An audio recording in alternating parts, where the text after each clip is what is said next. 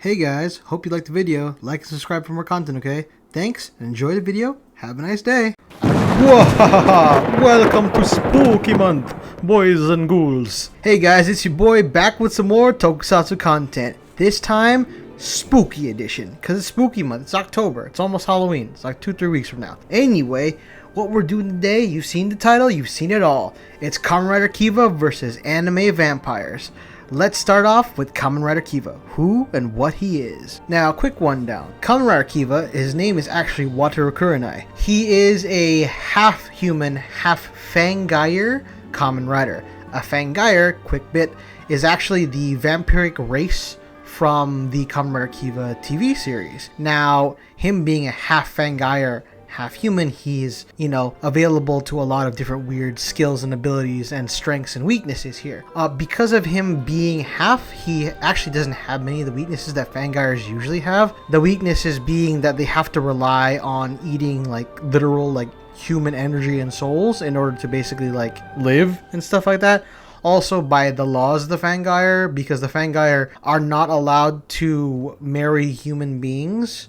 They can consume them, they can fraternize with them, but they can't marry them or love them due to laws of Fangire society. But now that's basically all the weaknesses he has of the Fangire weaknesses. When it comes to strengths here, Kamen Rider Kiva is very strong. I mean, as far as early Heisei riders go, he's pretty strong. He can, slice through concrete, destroy entire, vehicles with punches and kicks. He can create large craters and indentations in concrete and even the ground in rock and even metal. He has extreme durability. Him being half fangire allows him to take a lot of blows. A regular fangire can actually literally deal with gunshots no problem. You have to take out high caliber sniper rifles with special bullets don't even damage them, as well as the fact that he can take blows that would destroy large sections of concrete and even building size blows where they're about to swipe and literally take out half the building. He can literally take that and eat it essentially, and then just keep going fighting after that. He's also very fast. He's able to dodge projectiles like bullets, laser beams, weird soul homing beams, telekinesis, weird waves and stuff like that. He's able to dodge light speed level things. Also deal with enemies that can move at extreme speeds. They move so fast that even Kiva's whoa, they're moving so fast that it looks like you can't see them at all. They're moving maybe the speed of sound or maybe even higher. Kiva's able to deal with that kind of thing. When it comes to intelligence, he's actually quite smart half the time, because of the fact that he has a weakness, and one of his glaring human weaknesses is that he is an introvert, an extreme introvert, to the point where he doesn't want to deal with people or things or places. He just wants to stay at home all the time, make his violins and hang out with his little friend Kivat Vat the Third. But then that when he doesn't believe in himself, his durability and his abilities go down. When he believes in himself, he can fight against the strongest foes in Kiva. That's the only problem. That's literally his only technically weakness, is that he has to believe in himself. If he loses belief in himself, he gets weaker, kind of thing. He's putting the limiters on himself essentially, right? And then now we come to Kiva's weird abilities here. See, he has the ability to transform into his main Kamen Rider form, the Kiva armor, right? Which is basically a fangire created armor that was created to basically bridge the gap between various races in the Kiva TV show, essentially using different kind of magics and supernatural abilities in order to, help the races and also defeat their enemies and stuff like that, right? The Kiva armor is unique because of the fact that it can take on the powers and abilities of other races, like I said before. But even more so, they can merge with the powers and abilities of other races, like Kiva has. See, Kamen Rider Kiva, Wataru Kurenai, he has access to 3 different powers and abilities other than his basic set that he has when he's in his Kiva, base Kiva state.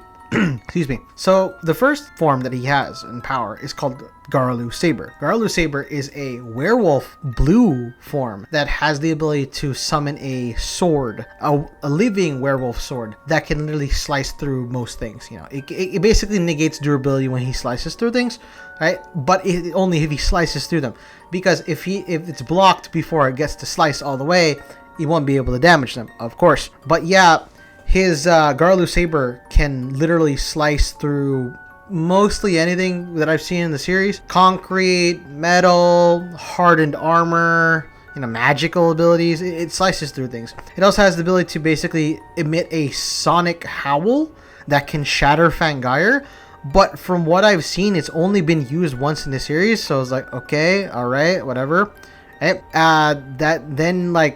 The Garlu power, when he merges with it, gives him the bestial instincts of Garlu himself, essentially the werewolf race of Kamen Rider Kiva. And with it, he has enhanced senses, is mostly like enhanced sight and then fighting ability, right? The next ability that he has is actually like the merman race ability, which is the Basha Magnum. Now, Basha is a merman who, has extreme aim when it comes to shooting, and also can literally fight underwater and also summon water out of nowhere, right? When he transforms into Basha Magnum, he becomes green and he gains a gun. Now, using that gun, he's able to, hit the opponent extremely well from all different angles, right? The bullets are water bullets that are strong enough to go through concrete and destroy entire trees. Now, while in Basha Magnum form, he can actually summon water out of nowhere. He can create water out of nowhere, a watery environment.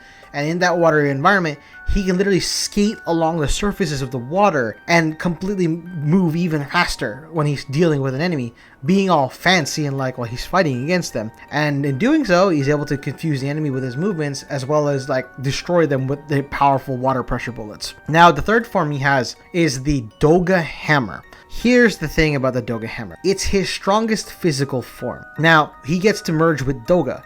Doga is a Frankenstein race that, they're purple, they have lightning abilities, and it's also the toughest and strongest physical race out there. Now, with that, he gains a giant hammer that literally is the form of a fist with a stick on it. Now, with that power, he becomes purple and becomes more stoic and tower-like. He's able to literally destroy opponents, completely and utterly just tank every bow that they hit at him, because of the fact that my man's literally now a living flesh golem construct tank man in that form. And with the hammer, he's able to smash multiple vehicles in one blow. He can create lightning energy constructs from his hammer and literally make it destroy his opponents. His hammer also has the ability to see invisible enemies. He can actually use a switch behind the hammer and open up the fist hammer, and it becomes a palm. And with that, he's able to literally see and lock on to any invisible type enemy. If they have any camouflage or invisibility or any kind of weird abilities like that, he's able to see them and automatically target them and completely destroy them. And then with each form that he has, of course he has mystical and powerful abilities. Now, he has basically what they call a super form, essentially, where it's a mid-season form, where in the middle of the season he gets a new unique form. That form being the Dogabaki form. The Dogabaki form allows him to combine all three powers that he has the abilities of: the Garlu power, the Basha power, and the Doga power, and use them all essentially to just overwhelm the opponent, right? It's literally a weird triple form, kinda in the vein of Agito's Trinity form, right? Where basically he has three elements together. That's what Kiva basically has. And now in that form, he's able to use the Garlu Saber, the Basha Magnum, and possibly the hammer, but I've never seen him use the hammer in that form, but it's implied that he can use the hammer as well, and he's able to use all their powers at the same time, right? But they stated that he can only use the power for a couple minutes before it overwhelms him, because him being essentially fused with three different races' powers at one time is even overwhelming for Wataru, due to the fact that he's half Fangire, and his human side essentially is, it's going to take damage if it's in that form for too long. Meanwhile, in that Dogabaki form, he's able to destroy an enemy who's relatively pretty strong. Like, whatever he did to them, he couldn't really damage them until he became Dogobaki form and then overwhelmed them with such abilities and skills. Now, the last form that Kiva has is technically a two-parter, but we'll start with the first part. It's his Emperor form. Now, Kiva Emperor form, in lore and in canon with the show and even the movies and stuff like that, right, is actually the true form of Kiva. See, the Kiva armor, when it was created basically like thousands of years ago by the Fangaia race, it was made because of the fact that the original power that the Fangaia race had, which was called the Dark Kiva armor, right? It was too powerful. And in ensuing war between the races, the Fangaias versus the Legend Dorga, the first user of the Dark Kiva power, right? The king of the Fangaias during that time used what they call Wake Up 3, which is essentially a super move that supposedly destroyed thousands upon thousands of Fangaia lives, right? And also completely wiped out the Legend Dorga, but it also damaged like the entirety of what happened, right? Supposedly, maybe it damaged the planet. It's not really said, but they said the move was so powerful that it was sealed, right? And the Dark Kiva power itself was basically used only sparingly for those who were worthy. Now, in order to basically make a new power for themselves, two of the best Fangaias created a new power called the Kiva. Right? And Kiva, the Kiva armor is a essentially watered down version of the Dark Kiva power. Its true form is Emperor, where it's basically gold and crimson with a cape on it. That's its true potential. With it, it basically matches the Dark Kiva armor, except it has the benefits of using the other race's powers, so it wouldn't be totally overwhelmed by all the weird magical demonic power running through it, like the Dark Kiva abilities. So the Emperor form can still use the Garlu Saber, the Basha Magnum, and the Doga Hammer. He can use them at all different times. And then when he uses them, they're completely stronger, better, faster, and more durable. Heck, Emperor Kiva himself can take blows that would destroy entire buildings, maybe even entire cities, due to certain things that would happen later on. Now, Emperor Kiva has the ability, right, to destroy not only the body, but also the soul. He can fully destroy a Fangaia's body and soul, because usually when you destroy a Fangaia, right, the soul basically flies away and then it's eaten by essentially the castle of Kiva, right? Basically, it's a weird dragon castle hybrid thing. It eats the soul of the Fangaia to basically seal it away. But the funny part is, Emperor Kiva, in his Emperor form, can fully destroy the body and the soul, leaving no trace of the Fangaia at all. And then, like, it's just gone, man. Like, he can completely destroy it, right? He's using 100% of the demonic, like, spiritual power that's, like, in the Kiva armor and from his own bloodline, him being half Fangaia. So he's able to do all these really cool stuff. Here's the thing, though, right? There's also a power-up for the Emperor Kiva form. The Emperor form gets the Zanvat sword. The Zanvat sword being a demonic supernatural sword used by the king of the Fangaia to basically destroy and wreck anything in their way. The Zanvat sword is actually, it chooses its wielder. It's actually, what was it called? Technically semi-sentient, right? Especially later on, when essentially something like 3 essentially allies of Kiva merge with it in order to basically, like, limit its power. Yes, you heard that right. The Zanvat sword is limited in its power because Kiva before couldn't fully use the sword. Wataru, when he first encountered the sword, he couldn't, it basically like overrid him, you know, basically, and awakening his Fangaia instincts to basically destroy the other races. So in order to basically get that under control and him using the sword, 3 of his allies, Garlu, Basha, and Doga, his attendants, had to merge with the sword to basically put a limiter on it. So when Kiva uses his sword, right, there's this little like bat thing on it, right? This big bat like thing, basically clamping it down with his teeth on the sword. He uses that thing to awaken the Zanvat sword's true power in order to basically use it against any enemy that he uses, right? The sword has the unique ability to drain the life force and power of anybody it hits, right? The user will hit something with the Zanvat sword and it completely bypasses durability. It will literally just hit them body, mind, and soul, and then completely drain them. At the end of it, when he uses, you know, this final like wake up fever move for the Zanvat sword, right, which is basically his final move stuff, it becomes a glowing red, right, that is basically absorbing like all the power inside the enemy, all the life force, and then completely destroying them with it later on. It also destroys targets body, mind, and soul. So there's nothing left of them anymore when that happens. You can't revive them anymore because they're dead because of the Zanvat sword. Now, the other form of Kiva Emperor is actually called Flight Style. Flight Style is when he taps into his full-on like Fangire blood and he becomes some kind of weird vampire bat dragon. With that form, he can fly extremely fast speeds, and like he can also destroy giant building-sized enemies and take hits from things that would decimate entire blocks and buildings like there was no problems.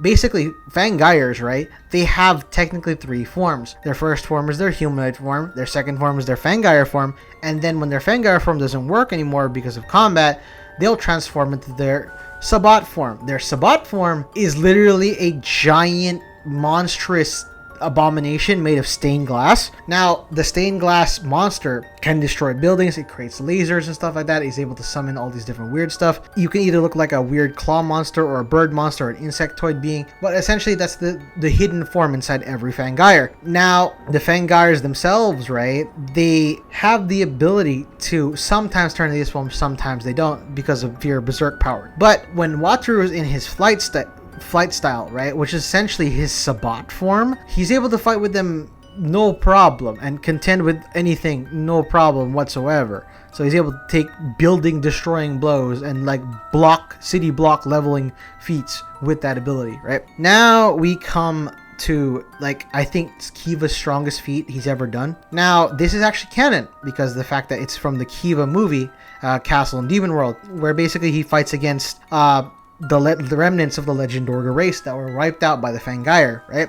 And he went back in time and basically teamed up with his dad and his friends and allies and stuff like that in order to fight them. Kiva in that movie, Wataru Kurenai, in his Kiva state, was able to kick the moon back into orbit. You heard that right. He kicked the moon back into orbit after the Legend Orga demon boss big man, right?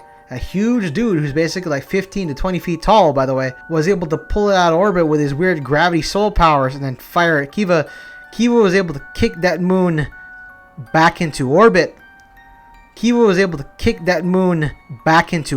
So yeah, his strongest feat is able to him kick the moon back into orbit. Okay, I mean, like, he probably used some like powerful demonic magic strength that he has in the Kiva armor, of course, is locked away, but that's his strongest feat. So like, yeah, he can kick the moon back into orbit. So basically anybody who comes up against him will have to literally deal with him with moon busting kick. Well, first up on the chopping block and the anime vampires that Kiva will be fighting today, let's see if he'll survive. It's Tatsumi from Shiki. Now, Shiki is a very underrated horror vampire anime series that's actually one of the best out there, in my opinion. Now, the vampires in Shiki, right, are essentially what you would see the vampires right now in fiction. You know, they're undead, they, you know, rise from their grave, they suck blood, they can see in the dark, they have enhanced physical abilities, they can levitate, and they can do weird hypnotic things with their voice and also hypnotize people when they bite them and feed off of them, right? That's what the vampires can do. They also have enhanced regeneration and also can take like immense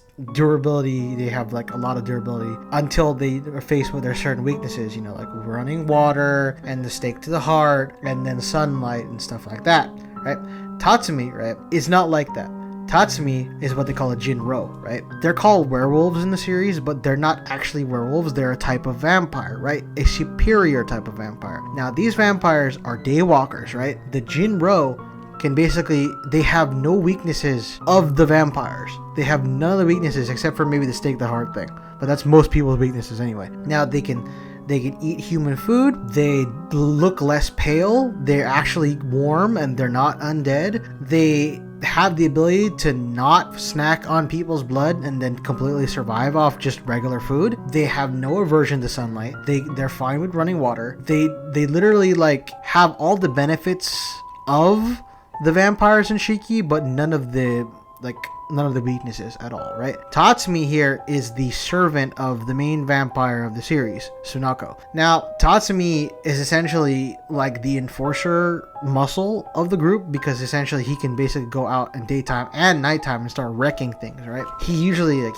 he messes people up, he manipulates people, he kills people, all in for his master, who's the master vampire, right? This little girl on top of the hill. Spoilers. Anyway, like, he's the strongest vampire in the series. Like, he ends up fighting against the main character, Natsuno, at the end, but he ends up getting killed. The only way that Tatsumi is killed, essentially, he gets run over by a van, and then, like, he gets pushed down a pit, or eventually he ends up impaled on a stalactite, and then a bomb explodes, and that basically kills him and Natsuno in the pit.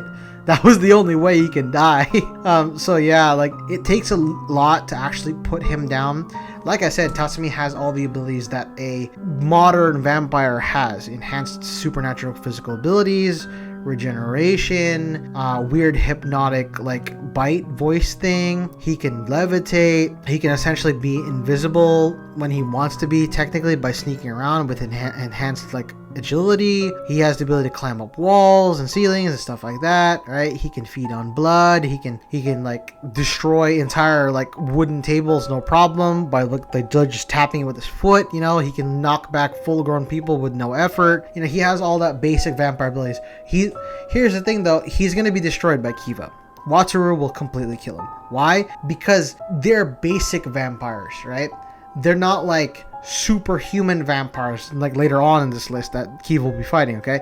He's only slightly enhanced, okay? Kiva would completely break him in half. Wataru, right, in his base human form, believing in himself. Like I said, Wataru in his base human form, believing in himself and his abilities, would be able to literally, like, possibly even harm or even kill Tatsumi, like, at all, like, very well, actually. And in his Kiva form, his Kamen Rider Kiva form, bro, this man's being folded like a toothpick, man. He's being folded like a napkin that's been like watered down, okay? And being thrown in the trash. Like, Kiva will completely destroy him. Like Tatsumi, right? He doesn't have that much survivability, even with his regeneration. They even said that immense amount of physical trauma will actually still kill him. So, yes, he'll hyper die, okay? It takes a lot, but Kiva, at his strongest, can kick the moon back into orbit, bruh. Like, even the first episode of Kiva, right? Wataru kicked the horse fang gyre so hard, it made literal, like, a crater in the wall, right? Indentation of the Kiva mark crater into the wall, right? And the concrete. And it heavily damaged the concrete and completely shattered the horse fang gyre, okay? This is the fang gyre that can take a motorcycle running into him, and he just caught it and threw it away like it was no problem, okay, in his humanoid form. So, like, yeah, he's a problem, he's an issue, but Tatsumi is going to get hyper wrecked because he's just a regular enhanced vampire at the end of the day. Now on to the next target. The second one is someone dear and close to my heart. I love this man, but Abel Nightroad from Trinity Blood, Father Abel. Now, what can Father Abel do? Well, Father Abel works for the church, and he hunts down essentially supernatural beings and Methuselah, essentially the vampires of the Trinity Blood universe. Now, Abel himself, while in his base human form, can do enhanced human feats, you know what I mean? He has enhanced strength and speed and agility, durability.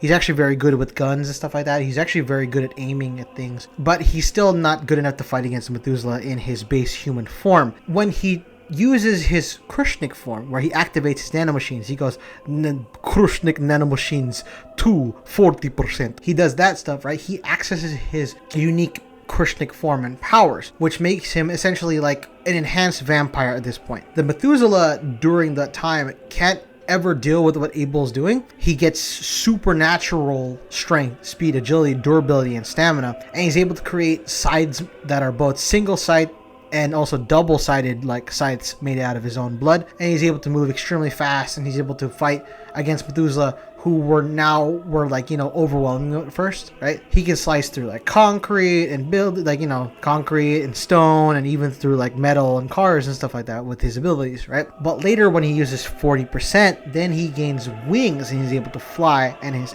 physical abilities are increased even more, moving faster, hitting better, and being even more durable than before. I think essentially like when he's at 80%, I think he's like 10 to 15 times stronger than before, right? He's also able to now discharge powerful electrical blasts and use it in a variety of ways. He can attack the opponent with electrical charges, like lightning charges, like right away, or he can even use a static electrical field in order to sense anything around him and stuff like that, just in case the Methuselah have weird abilities. And he can also like cancel out other stuff with his like electrical abilities. And he also has powerful regenerative abilities. He can regenerate entire limbs and even organs and holes in his body by just being in his 80% form. Yes, that's all well and good that Abel Nightroad's able to do that. He's actually pretty strong. He's one of the strongest in the series, right? But he still gets bodied by Kiva. Here's the thing. Wataru will just have to, okay, he'll just use one of his forms, right, in order to damage Abel.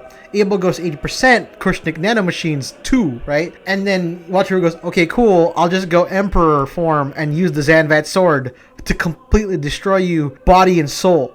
The Zanvat sword able to literally go through durability because of his weird mystical nature and absorb life force. And he literally just cuts through Abel, and then Abel won't be able to heal from it because of the fact that, you know, this thing would negate his durability. Well, actually, maybe Abel will be able to heal from it because the nanomachines are essentially, he's a weird psychic science vampire. So, like, he actually probably would be able to heal from it, honestly. That's actually what I'm thinking now. But the Zanvat sword will constantly like suck on his life force energy and lifeblood until he is dead. And like I said, in Emperor form, Kiva's way stronger than his base form. He will able to destroy him with his moon shattering kick. He's literally just moon kick. He'll just kill him and completely shatter his body. Oh, cool, you're regenerating? That's cool. Let me use the Zanvat sword to hit your head and completely, like, absorb all your life force. And now what? Now what? You're completely gone. Your nanomachines have nothing to regenerate anymore because you're completely dead. Heck, Abel was killed that way in the light novel series. He gets his head cut off and he's completely dead, you know what I mean? So that's how the series end. That's because of the fact that, you know, rest in peace to the author. The author, from what I remember, died before he could finish the series. So that's what happened. But yeah, Abel Nightroad from Trinity Blood, even though they're very impressive and pretty strong, they're gonna die to Kiva. Especially like if Kiva goes like Dogabaki, where he uses all 3 forms powers, or even like Emperor form with the Zanvat sword. Alright, next on the list is the man, the myth, the legend, the #1 hater of the anime world. This man is hating his blood, boy. It's Dio Mother Effin' Brando from JoJo's Bizarre Adventure. Now, I'm gonna use Dio at his strongest, right? In the anime series, not the video game series. We're not doing Eyes Over Heaven bullcrap, okay? We're doing Dio in the strongest when he basically has the stand, the world, and his vampire form, right? Dio, right? He has unique abilities. He has that, you know, like bio-horror vampire abilities. He can survive a lot of like blows and killing blows, right? Because of his powerful regenerative abilities, right? And also his flesh bud abilities, and as well as his hypnotic form abilities because of his vampire powers, right? And seemingly has the ability to like walk up walls with pure strength alone, right? But with his stand the world, he can stop time. He can stop time for like several seconds, up to like, if I remember correctly, what 7 seconds, 7 to 10 seconds, around there, right? Here's the thing, right? This gets 50-50 at my point, what I'm thinking of, because Wataru, right? Kiva, he can kill Dio. He can straight up kill him. It wouldn't be hard. He can kill this man. He can shatter this man and completely like sever body and soul and completely kill him with the Zanvat sword, right? Which absorbs his life force. Any kind of life and energy force, he'll completely absorb, right? He'll destroy him. Here's the problem, is that Dio can stop time. So when he stops time for a couple seconds, right, he can damage Wataru. He can damage like Kamen Rider Kiva. But it takes a lot to damage Kiva, and then he'll just bounce back if he really feels that he can beat Dio. If he really feels like he can beat and destroy Dio, he'll do it. Now, when the time stop is over, right, Kiva can move fast as heck too, so he can move faster than humans can actually like legitimately like deal with. So him and Dio, I think they're kind of even when it comes to like the speed stuff, right? The only problem is Dio's time stop ability, right? That Kiva can deal with time stuff, but that's only with the help of Castle Doran. Like he can go back and forward in time with the Castle Doran time door. But him dealing with stop time, the only time that I think that he can deal with stop time stuff is like Meta Kiva, Meta Wataru when he meets Decade, but that's like completely different story. Like I personally think that that's not Wataru. That's a completely different Wataru, essentially like a higher version of himself. You know, that's not the mainline Wataru from the movie and the TV show. So like I'm not even gonna put him in there. But like yeah, like Wataru Kurenai from the show and movie, Kiva himself, he'll be able to kill Dio, but will he be able to do enough damage before Dio does time stop? And during the time stop, can Dio do enough damage to Wataru to cancel out his transformation or even kill him? That is the answer. That is the question here. I think honestly, if Dio does time stop and he ends up damaging Wataru, right? And then he goes, okay, cool, right? I'll have to do cooldown after time stop, and Wataru's not dead yet. Wataru will immediately get up, do wake up fever, and literally like hyper kill Dio with the Zanvat sword, right? With his like darkness break kick that like put the moon back into orbit, you know? Now we get to the final vampire of this series where Kiva's fighting something. Hold on, excuse me. Yes.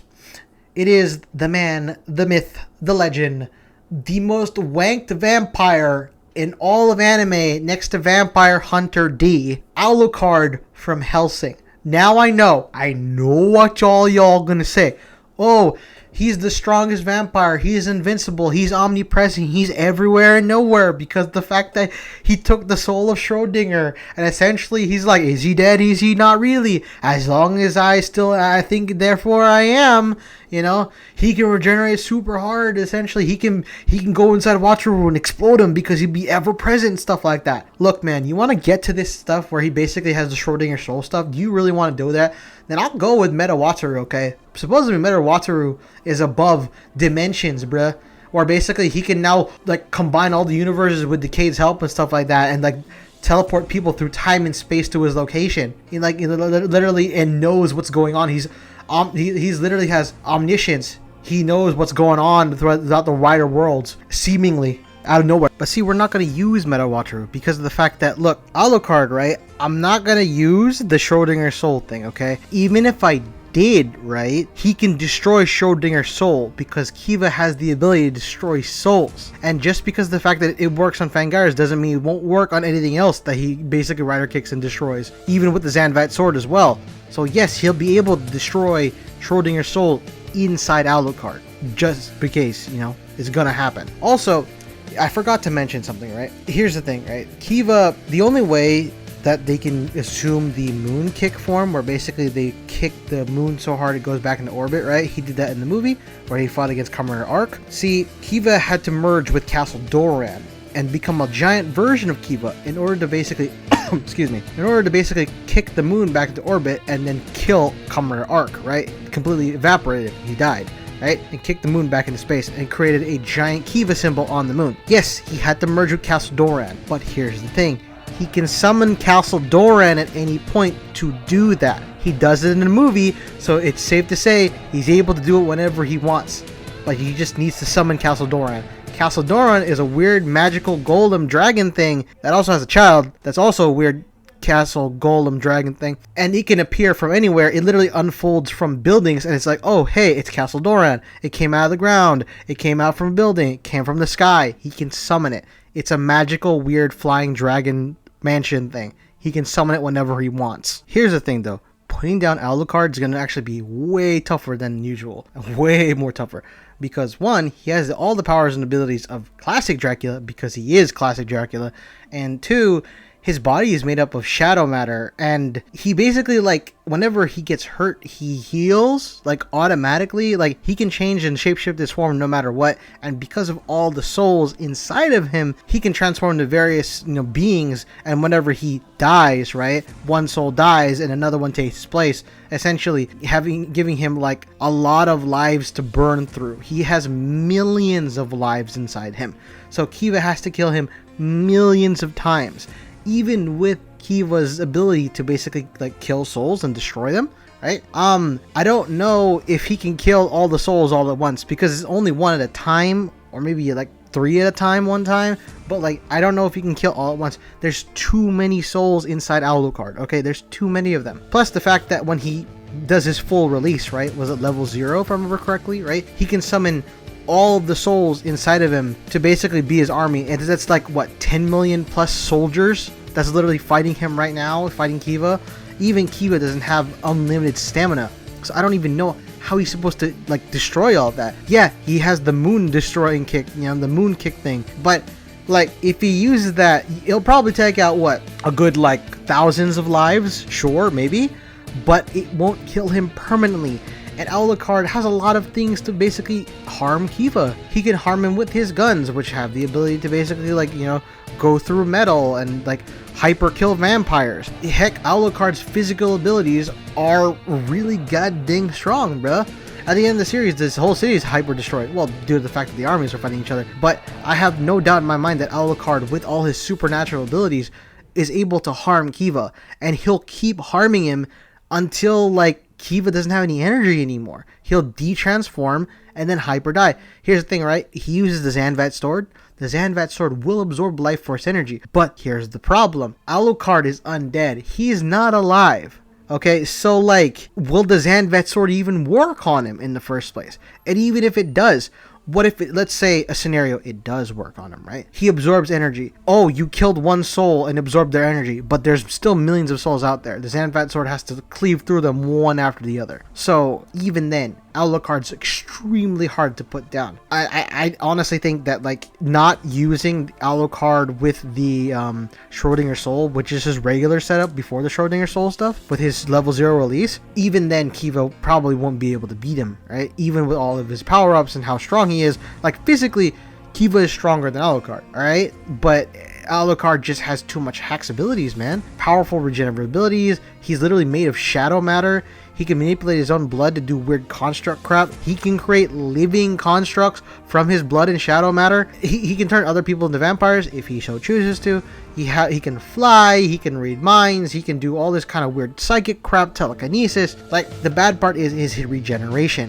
Every time he gets wrecked, he regenerates extremely fast, and then he shapeshifts his form into like blades or something with the gun on the side or something like that, and he'll just keep wrecking Kiva until Kiva can't get up no more. So yeah, Alucard, I think, is able to actually kill Kiva. Like, he will kill Kiva, right? He'll have an easier time killing Kiva than all the other vampires on this list because of the fact that he's the one with the most regeneration. He has more regeneration than Dio, okay? And Dio can regenerate for being sliced in half. So it's like, yeah, it's an actual problem. It's an actual issue. Alucard wins this, man. I don't know how Kiva's supposed to destroy him, you know? Well, there you have it, folks. That's enough of this video.